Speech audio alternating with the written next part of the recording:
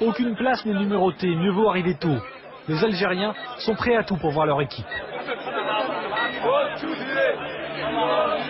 Falsification et corruption tournent à plein, mais le stade ne contient que 40 000 places. Il est 12h30, 7 heures avant le match, une tribune est déjà pleine. Tous les détenteurs de places ne pourront rentrer. Dehors, ça tourne à l'émeute.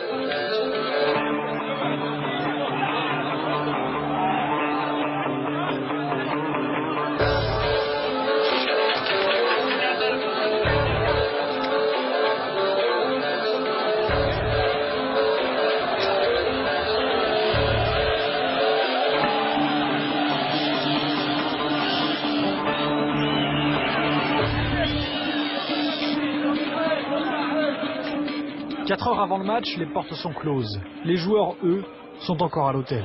Ça va, Slimane? T'es bien concentré?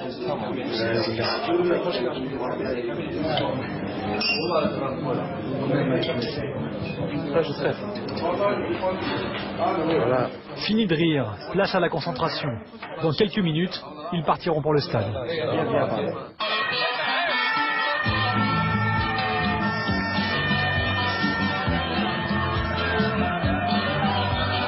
J'étais impressionné quand je suis arrivé au stade.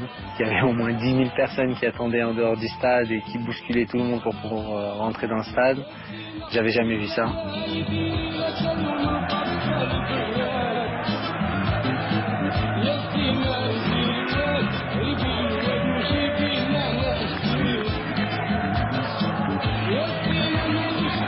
À Lille, c'est quelque chose qu'on peut pas expliquer.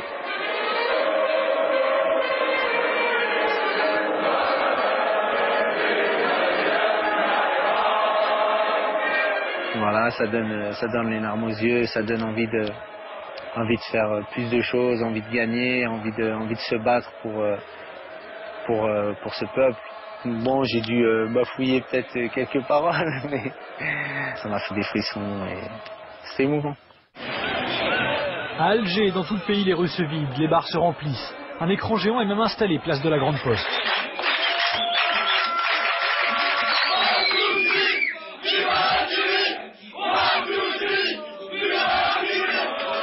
Confiance générale au coup d'envoi, vite plombé par un but rwandais.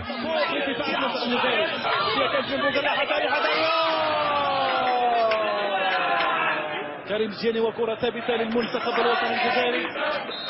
كريم الجياني ملعوبة الكرة بالقائمة الثانية رأسية. Rezal a égalisé dans la foulée, l'ambiance peut repartir. Et malgré 2 buts valables pourtant refusés, Nadir Belhadj donne juste avant la mi-temps l'avantage au vert et blanc. التوزيع في العمق هايله الكره ملعوبه ممتازه من غزال يحاول صيفي يقدم كره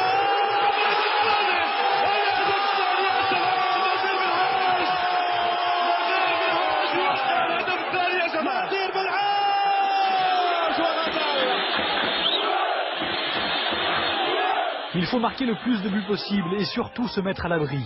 Deuxième période, la tension monte. Le président Raourawa ne tient plus en place. On désenvoûte la cage adverse. 96e minute, Yebda est rentré, passe décisive pour Matmour et pénalty.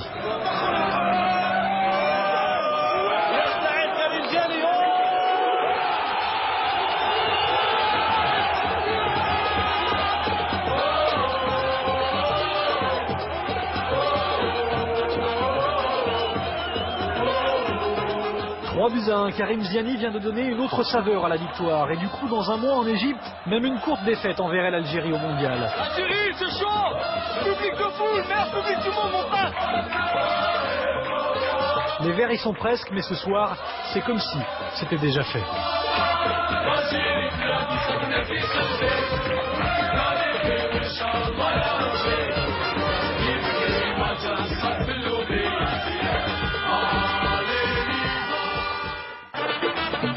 Le pays n'a pas dormi, Hassan Yebda pas beaucoup non plus. Sur la route de la Kabylie, les souvenirs d'une première sélection défilent, loin d'imaginer l'accueil triomphal qui l'attend sur la route menant à son village.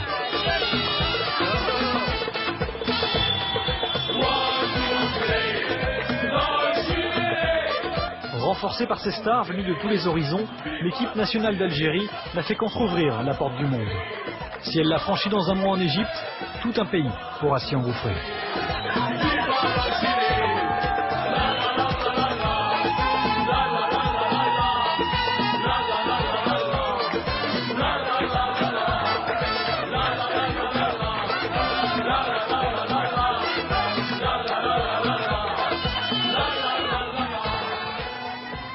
Les you-you et la folie, l'Algérie n'a donc plus besoin que d'un point pour se qualifier pour le mondial sud-africain. La prochaine rencontre, ce sera donc face à leurs adversaires directs. L'Égypte, ce sera même en Égypte, a priori au stade d'Alexandrie, le 14 novembre prochain. Le cas de figure est simple.